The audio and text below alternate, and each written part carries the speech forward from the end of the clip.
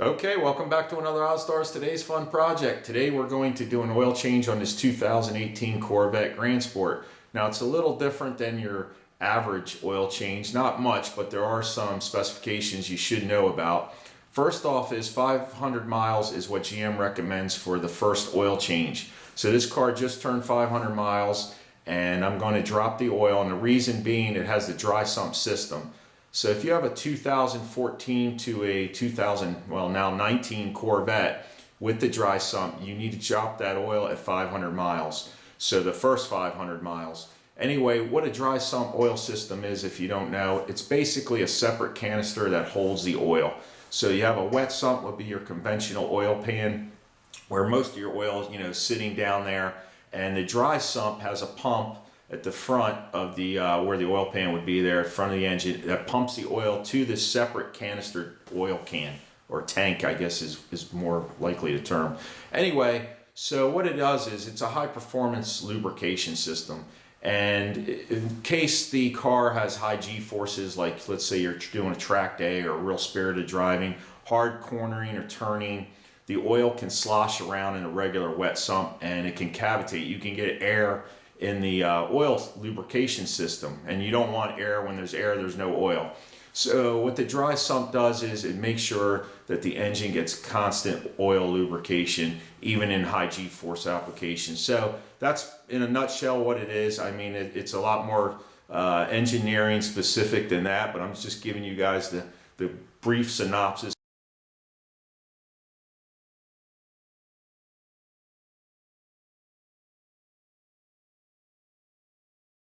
Anyway, we're going to drop the oil in this thing. Now what's unique is for the first 500 miles, the car redlines at 4,000 RPM, regardless of the coolant temperature or the oil temperature. Now, after 500 miles, the rev limiter or the red line jumps up to 6,500 once the oil reaches a certain temperature. And when you're below that 500 mile mark, you're going to have that 4,000, so you can't really get on it too hard. Now GM says full engine break-in is at 1,500 miles. So once you change the oil at 500 miles, you don't have to do that again. You just do your regular maintenance oil changes. Like a good YouTuber, I had my camera with me when I hit the 500 mile mark. It was sort of a little celebration. I think we're at like 5:02 now. All right, so we're in touring mode, and you can see the gauge pretty easily here. We're at 402 miles, and right now red line's at, well, it looks like it's about 4,500, but they say don't take it over 4,000, and it starts to go yellow at about 3,500. So when we hit the 500 mile mark, I'm not sure if I'll get it while I'm driving or not, but this should open up and the red line should go up here to 6,500 RPMs.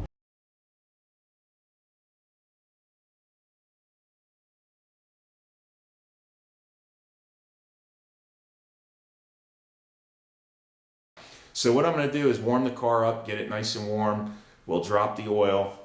Now something to note with these dry sump systems on these Corvettes, to check the oil accurately, what you need to do is the engine should be warmed up, so it should be running for at least 10 minutes, and you need to shut the car off, wait 5 to 15 minutes, usually around 10 minutes, and then pull the dipstick. So that's the only real way to get an accurate reading.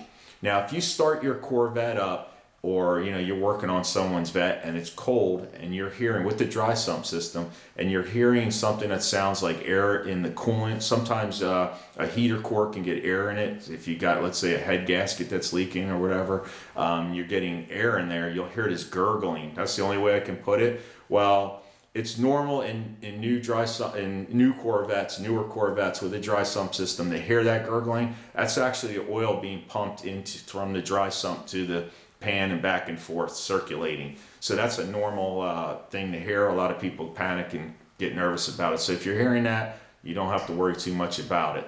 Anyway, I'm going to jack the car up. We're going to get under there. Of course, I'll have it warmed up. Drop the oil. You want it warm. Let it flow out. It's pretty simple. There's going to be 2 plugs under there. One's for the dry sump and one's for the regular, I guess you call it, oil pan wet sump, so to speak. And then the standard canister oil filter just screws on, no biggie. I'm going to fill it with, takes 9.8 quarts of synthetic, and I'm going to use the mobile one, the 5W20. If you're going to be doing any heavy racing or spirited driving, GM suggests, I believe it's a 15W50, but they want you to put that oil in just for hard track days, just to keep the cooling of the oil down, or just keep the temperature down from the oil. You don't want it getting too hot. So anyway, that's what that's about. Jack the car up. If you haven't seen my how to jack up a C7 Corvette video with the pucks, I'll leave that link in the description down below. Enough rambling, let's get under the car and let's get to it. All right, quick and easy, all set up. I'm jacked up here at the left front. There's the pucks. Check out that video to do it safely, do it right. Of course, I've got my jack stand sitting right there in the recommended jack stand position, which you can find online. But anyway, so that's there for safety. Don't be a fool. Use your jack stand, use the pucks. Do it right. Anyhow, here's the 2 bolts we need to remove. One, I've got that 15mm wrench sitting on that green bolt.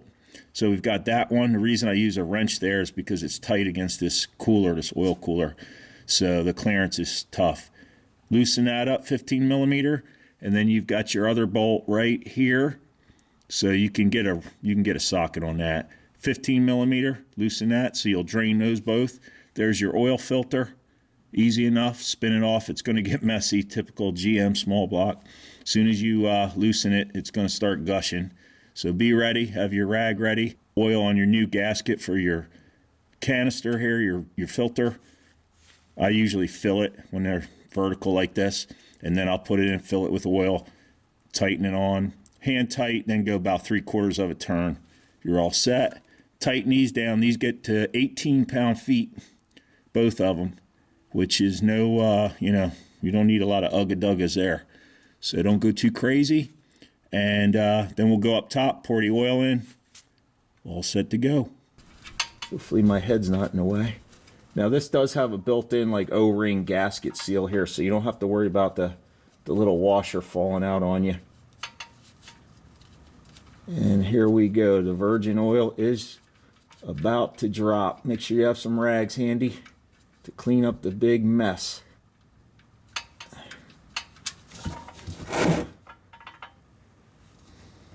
I moved my jack stand up to the next cross support. Not sure if you can see it, just so I have more room to drain this one here. This isn't too tight either. And we'll get this guy going. And same thing, no metal gasket. You can see how much is coming out of there. Alrighty, so those two are pretty much done draining. So now I'm going to put my filter on, or take my filter off, I should say. I've used this oil filter wrench here. I've had this sucker for years. I don't remember where I got it. It does say AC on it, and it's got a part number. It looks like it might say OF17A, but I'm not sure. It's a little hard to tell. But anyway, this is what I use, and you use it with a 1/2-inch ratchet. Hopefully my head won't be in the way of the camera. It's amazing how much more time and energy it takes to do an oil change when you're trying to film it. So, well, that's anything basically. But you guys are worth it. I enjoy what I'm doing here. So that's not very tight at all. Of course, that is the factory filter. So that was probably only a little more than hand tight. Okay, that sucker's loose. There's a lot of different oil filter wrenches you can use on this. You got the 3-prongy kind that grab on, and they're only used for taking them off. Those work well. And let's see how much mess we can make now. This will probably get pretty ugly. They usually do. There it goes. She's bleeding. I'll let that drain for a second. And then, of course, you want some rags handy. Alright, let me get this filter off here.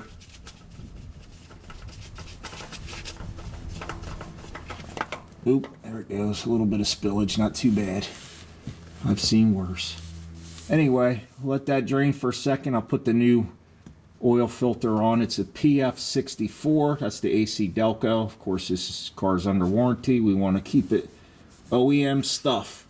And I'll put the plugs in, these 2 plugs in, tighten them down like I told you earlier. It doesn't matter. Even though this one was green and that one over there was blue, I don't even know if you can tell where I'm pointing. The plugs, the bolts, the drain bolts, they're the same. So you can put one or the other, it doesn't really matter. And we'll go up top and we'll put some oil in and get to some more exciting stuff. I got a brand new clean paper towel. Do not wipe other stuff down and then try to put your dirty towel over here. Make sure it's clean. And you also want to make sure that your old gasket didn't stick to the engine block there. Let's screw it on, not screw it up. Get that snug. And I like to just basically hand tighten these. I'll put a wrench on it, just give it maybe a half turn, just so it won't go anywhere. You don't need to go crazy on it.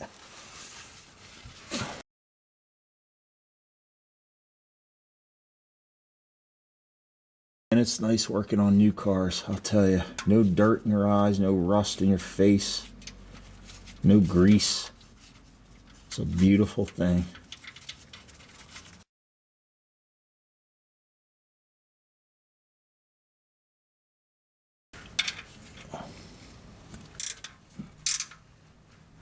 That's 18.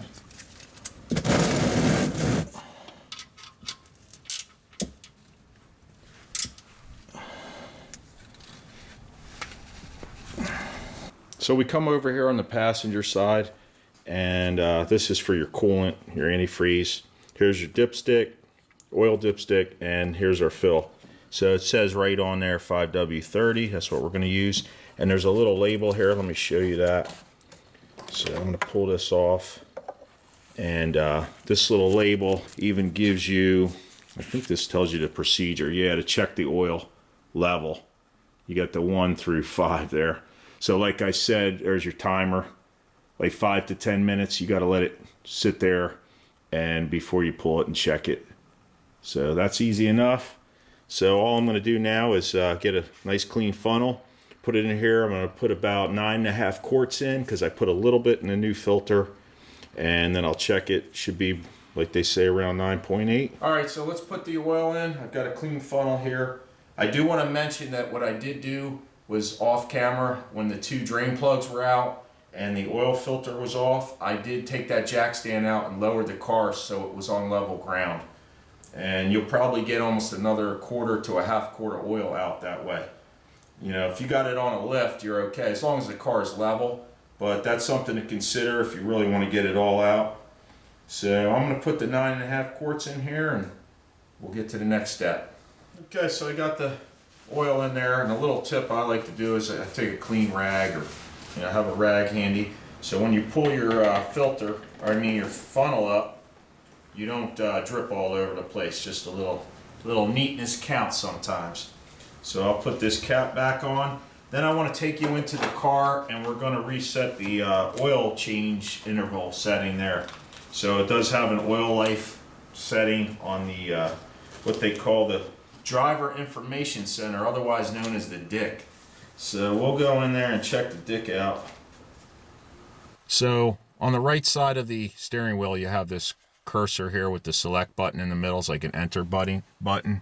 So you come up here, and on the left side you see where it says info. You want to be at info, click select, and then what you can do is you'll scroll through until you'll see the oil life. So right there is oil life. That'll come up with dashes. Well, you can just scroll to the right if you want, and that reset will come up, or you can just hold the button in. I'll show you how that's done. But if you just do that and then click select right there, and then it'll ask you, are you sure you want to reset? And just put your cursor up to yes, and then click select. You can do it that way too. It's the same difference. So I hope you enjoyed the video. Thanks for stopping by. Don't forget to like and subscribe if you haven't already. I appreciate it. Comments and questions down below are always good. And I'll see you guys on the next one. Take it easy.